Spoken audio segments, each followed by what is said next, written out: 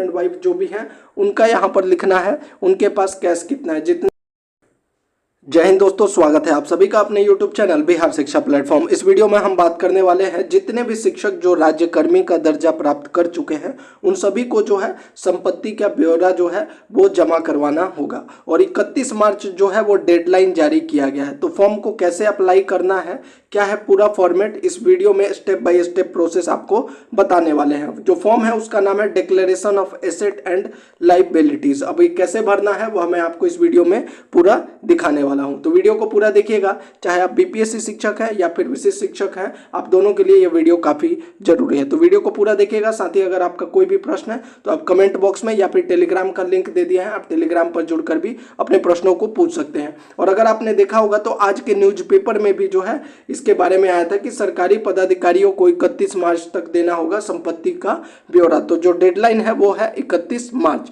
तो आइए देखते हैं कि फॉर्म को कैसे आपको जो है भरना है, क्या क्या डिटेल उसमें आपको देना है।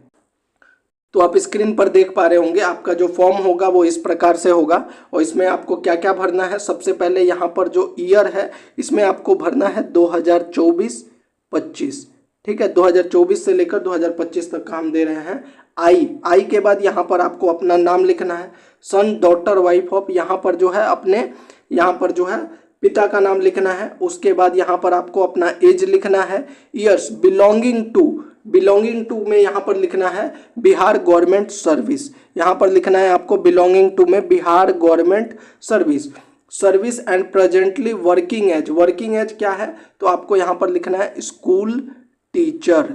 आप टीचर हैं तो आपको यहाँ पर सिंपली यहाँ पर स्कूल टीचर लिख देना है। और बिलोंगिंग टू में क्या लिखना है, बिहार गवर्नमेंट सर्विस। उसके बाद आपको आगे का डिटेल में क्या क्या भरना है तो यहाँ पर जो डिटेल्स ऑफ मूवेबल एसेट, ऐसा एसेट जो कि जो है एक जगह से दूसरे जगह पर जो है यहाँ पर स्थानांतरित किया जा सकता है, उनको कहा गया डिटेल्स ऑफ मूवेबल एसेट। तो कैश आपके पास जितना है यहाँ पर लिखना है। अगर आपके पास नहीं है तो यहाँ पर आप सिंपली लिख देंगे नील। स्पाउस, जो आपके हस्बैंड वाइफ जो भी हैं उनका यहाँ पर लिखना है, उनके पास कैश कितना है, जितना भी है 5,000 10,000 नील है तो यहाँ पर नील।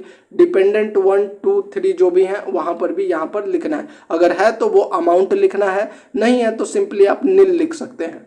इसके बाद आपको लिखना है deposit in bank financial institution. आपका जो भी एफडी है, अगर आपने एफडी करवा रखा है अपने नाम से या फिर वाइफ के नाम से, जो पार्टनर है उनके नाम से, तो उसका यहाँ पर डिटेल देना है। अगर है तो ठीक है, नहीं है तो इसमें भी आप क्या लिख सकते हैं, नील, NIL, नील कर सकते हैं। इसके बाद जो है यहाँ पर देखिए bond, debentures and share in company, जैसे म्यूचुअल फंड हो गया या फिर स्टॉक मार्केट जो होता है, इन सब में अगर आपका कोई भी बॉन्ड है तो उसका यहाँ पर अमाउंट लिखना है। अगर नहीं है तो यहाँ पर भी आपको क्या करना है, नील कर देना है।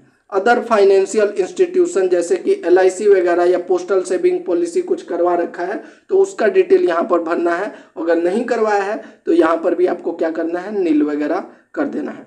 इसके अलावा अगला जो है इसमें पूछा गया मोटर व्हीकल। आपका जो भी मोटर व्हीकल है आपके पास, जो भी, चाहे वो 2 पहिया है या 4 पहिया, उसका यहाँ पर डिटेल लिखना है तो वहाँ पर उसका डिटेल लिख दीजिए, उसका नाम लिख दीजिए।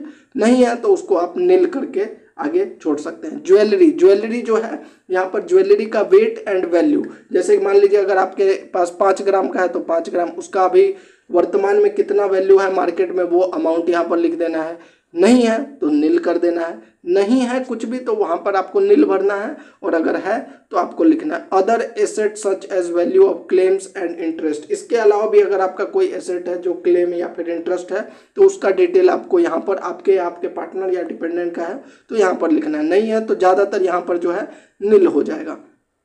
आगे क्या भरना है इसमें, डिटेल्स ऑफ इमूवेबल। पहला क्या था, मूवेबल, अब क्या है इमूवेबल, यानी जिसको जो है स्थानांतरित नहीं किया जा सकता। वो क्या क्या हो जाता है, वो आपका लैंड हो जाता है। जैसे एग्रीकल्चरल लैंड अगर है तो उसका आपके नाम से है तभी आपको लिखना है। अगर आपके फादर के नाम से तो यहाँ पर लिखने की जरूरत नहीं है, नील कर सकते हैं। आपके नाम से जो भी है या फिर पार्टनर के नाम से, उसको यहाँ पर आपको दर्ज करना है। इसके अलावा नॉन एग्रीकल्चरल लैंड, जो खेती के अलावा नॉन एग्रीकल्चरल लैंड है, उसका भी डिटेल आपको देना है तो यहाँ पर डिटेल भर दीजिए। उस डिटेल में क्या क्या लिखना है, लोकेशन कहाँ पे है, survey number, extent, total measurement लिखना है और उसका मार्केट वैल्यू अभी कितना है वह भी आपको यहाँ पर लिखना है। अब एग्जैक्ट तो आप नहीं बता सकते, फिर भी जो उसका मार्केट वैल्यू, जैसे कि रोड साइड होता है अगर जमीन तो ज़्यादा वैल्यू रहता है, अगर गांव में बहुत ज़्यादा दूर दराज इलाके में तो कम वैल्यू, तो एक एग्जैक्ट वैल्यू नहीं, फिर भी अप्रोक्सीमेट वैल्यू यहाँ पर आपको देना है। इसके अलावा building, commercial and residential location, अगर आपका नाम से कोई कमर्शियल एंड रेजिडेंशियल लोकेशन में कोई आपका बिल्डिंग वगैरह है तो उसका यहाँ पर डिटेल देना है। हाउस अपार्टमेंट है, हाउस या अपार्टमेंट है तो उसका भी यहाँ पर डिटेल्स भी देना है, उसका मार्केट वैल्यू कितना है वो नहीं है तो आपको सिंपली क्या कर देना है, नील। ये सब में ध्यान रखिएगा, अगर आपके नाम से है तभी आपको देना, अगर आपके बंटवारा नहीं हुआ है, अलग अलग भाइयों के नाम से भी है तो उसका डिटेल आपको नहीं देना है, इसमें आपको नील कर देना है सिंपली। अदर इंटरेस्ट, अदर, इसके अलावा भी अगर कोई आपका प्रॉपर्टी है उसका भी डिटेल यहाँ पर देना है, नहीं है तो आप सिंपली यहाँ पर जो है नील कर सकते हैं। इसके अलावा यहाँ पर देखिए, I give here below the detail of my liability over due to public financial institution and government dues. इसमें क्या क्या, लोन फ्रॉम बैंक, अगर आपने बैंक वगैरह से लोन ले रखा है तो उसका यहाँ पर नाम लिखना है और कितना अमाउंट लिखना है, अमाउंट आउटस्टैंडिंग, अभी वर्तमान में कितना लोन अमाउंट बाकी है वो अभी लिखना है। लोन फ्रॉम फाइनेंशियल इंस्टीट्यूशन, अगर और कहीं से आपने लोन लिया हुआ है तो उसका यहाँ पर डिटेल और कितना अमाउंट है।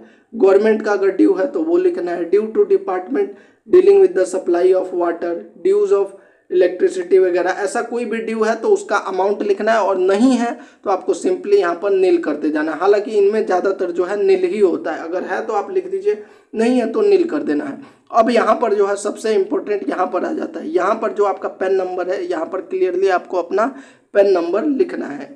यहाँ पर मैं आपको दिखा देता हूँ, यहाँ पर जो है आपको अपना पेन डिटेल देना है, यहाँ पर आपको अपना पेन नंबर लिखना है। इसके बाद जो है यहाँ पर जो भी आपको नील नील करके भर देना है, आपको सिर्फ यहाँ पर जो है अपना पेन नंबर का डिटेल लिखना है, बाकी सब में आपको नील कर देना है। इसके अलावा जो पर्सनल डिटेल है, पर्सनल डिटेल में आपको जो है आपको अपना प्रान नंबर यहाँ पर देना होगा, जो प्रान नंबर जनरेट किया होगा एनपीएस अकाउंट के लिए वो प्रान नंबर आपको यहाँ भर देना है। उसके बाद जेंडर, यहाँ पर डेट ऑफ बर्थ डालना है। क्लास ग्रुप में जो है ए बी सी में से आप कौन से ग्रुप में आते हैं, स्कूल टीचर सी ग्रुप में आते हैं, और यहाँ पर जो है सिंपली आपको लिख देना है कैडर में बिहार गवर्नमेंट सर्विस। उसके बाद होम डिस्ट्रिक्ट में यहाँ पर, या फिर आप यहाँ पर स्कूल टीचर भी लिख सकते हैं। I hereby declare that the above details are true to the best of my knowledge and believe. यहाँ पर signature, name of employ, designation क्या है, स्कूल टीचर है, डिपार्टमेंट क्या है, एजुकेशन डिपार्टमेंट। कैडर में आपको जो है बिहार गवर्नमेंट सर्विस करके आप लिख सकते हैं। प्लेस और डेट यहाँ पर फिल करके जो है आपको यहाँ पर जमा कर देना है। ध्यान क्या रखना है, ये जो भी है ऐसा नहीं कि आपको इस फॉर्म को जो है